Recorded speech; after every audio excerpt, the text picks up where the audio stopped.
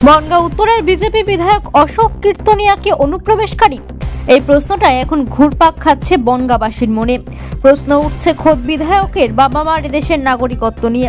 গোটা রাজ্য যখন সিএএ ইস্যু নিয়ে তোলপাড়, সেই সময় শাসক দল তৃণমূল কংগ্রেস এবং মতুয়া মহাসংঘের পক্ষ থেকে অশোক কীর্তনিয়াকে অনুপ্রবেশকারী বলে অভিযোগ তোলা হচ্ছে।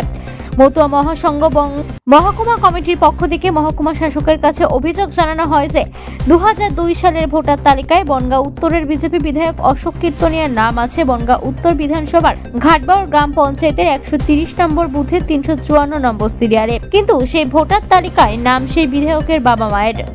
অভিযোগ 2010 সালের ভোটার তালিকায় বনগাঁ পৌরসভার গান্ধীপল্লী এলাকার ভোটার তালিকায় নাম নথিভুক্ত করে বিধায়কের বাবা এবং মা।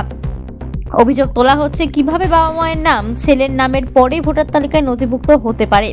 অশোক কীর্তনিয়া অনুপ্রবেশকারী অভিযোগ তুলে বিধায়কের বিরুদ্ধে আইনত ব্যবস্থা নেওয়ার আবেদন জানিয়ে বনগাঁ মহকুমা শাসকের কাছে স্মারকলিপি জমা দেয় মতুয়া মহাসংঘ, যেখানে উপস্থিত ছিলেন বনগাঁ পৌরসভার বিভিন্ন কাউন্সিলররা। অশোক কীর্তনিয়া অনুপ্রবেশকারী এমন অভিযোগ তোলা হয় তৃণমূল কংগ্রেসের পক্ষ থেকে। ঘাটবাউর পঞ্চায়েতের 130 নম্বর বুথে গিয়ে দেখলাম অশোক কীর্তনিয়া যিনি বনগাঁর বিধায়ক, তার নামটা আমরা খুঁজে পেলাম। কিন্তু অত্যন্ত দুর্ভাগ্যের সঙ্গে জানাচ্ছি, অশোক কীর্তনিয়ার আগে বা পরে তার মা বা বাবা বা ভাই বোন কারো নাম আমরা খুঁজে পেলাম না। আমরা সারা পঞ্চায়েতের টোটাল ভোটার লিস্ট আমরা ঘেটে ঘুটে তার বাবা মায়ের নাম কোথাও খুঁজে পেলাম না।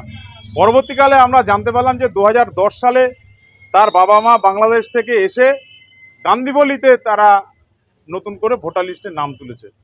সেই জন্যে আমরা আজকে এসডিও সাহেবের কাছে ডেপুটেশন দিতে এসেছি এবং আমরা মাননীয় স্পিকারের কাছে দেবো এবং অমিত শাহর কাছে আমরা ডেপুটেশনটা পাঠাবো যে কিভাবে একটা বাংলাদেশি একজন অনুপ্রবেশকারী তার নাম ভোটার লিস্টে আসে এবং সে আইনসভার সদস্য হয়।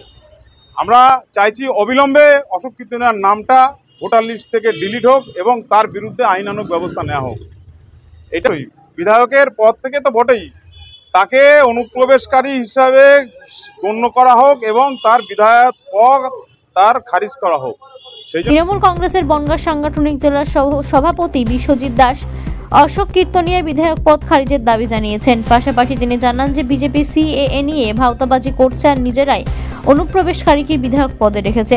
বিজেপি বাংলার উপরে যে চক্রান্ত করছে, এনআরসির নাম করে নিয়ে যে মানুষকে ভয়ভীতি প্রদর্শন করার একটা বড় চক্রান্ত, এবং একজন বিধায়ক তিনি যেভাবে এই ভোটার লিস্ট নিয়ে যা করলেন, এই উত্তরটা আপনারা অশোক কীর্তনিয়ার কাছে জানুন। তিনি তো বিধায়ক, অতএব উত্তরটা তারই দেবেন যে বাবা মা পরে ভোটার হয় আর সন্তান আগে ভোটার হয়। আমরা জানতাম এতদিন বাবা মা ভোটার হন, সেই ভোটার দেখিয়ে সন্তানটা ভোটার হয়, আর এখানে উল্টো হয়েছে। তার মানে প্রমাণিত এটা যে বিজেপি যে বিধায়ক অশোক কীর্তনিয়া সে অবৈধ ভোটার এবং অসৎ পথ অবলম্বন করে সেই ভারতবর্ষের ভোটার হয়েছেন। এর জবাব বিজেপি দিতে হবে। বিজেপি বিধায়ক অশোক কীর্তনিয়া জানান, বিধায়কের বাবা গিরিশ কীর্তনিয়া 1950 সালে বাংলাদেশের গোপালগঞ্জ ফরিদপুর থেকে এদেশে আসেন এবং পশ্চিমবঙ্গ সরকারের দেওয়া আশ্রয় প্রার্থীদের পঞ্জীভুক্ত প্রমাণপত্র তার কাছে আছে। তিনি আরো দাবি করেন বিধায়ক সহ তার পরিবারের নাম 2002 সালের আগেই ভোটার তালিকায় অন্তর্ভুক্ত হয়েছে। 1995 সালের ভোটার তালিকায় সপরিবারে বিধায়কের নাম আছে বলে দাবি করেন অশোক বাবু। পাশাপাশি বিধায়ক দাবি করেন যারা তৃণমূলের প্রলোভনে পড়ে সিএ আবেদন করছে না, সেই সব মতুয়ারা ভবিষ্যতে বিপদে পড়বে। কথা বলে একটা পেপার আছে, 1950 সালে আমার বাবা এসেছে, পেপারটা এখানে আছে। 1950 সালে বাবা এসেছে, তার প্রমাণ আছে পর্যন্ততে তারা ভেরিফিকেশন করবে। আমার পরিবার যে বাগানপুর দিয়ে আসে তার প্রমাণ আছে, সদস্য ডকুমেন্ট লেখা।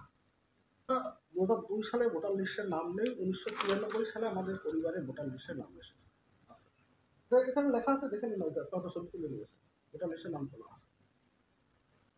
তৃণমূল কি বললো, তৃণমূল কি বললো না, এটা নিয়ে আমার চিন্তা ভাবনা করার কোনো কারণ নেই বা কারোর কোনো কারণ নেই।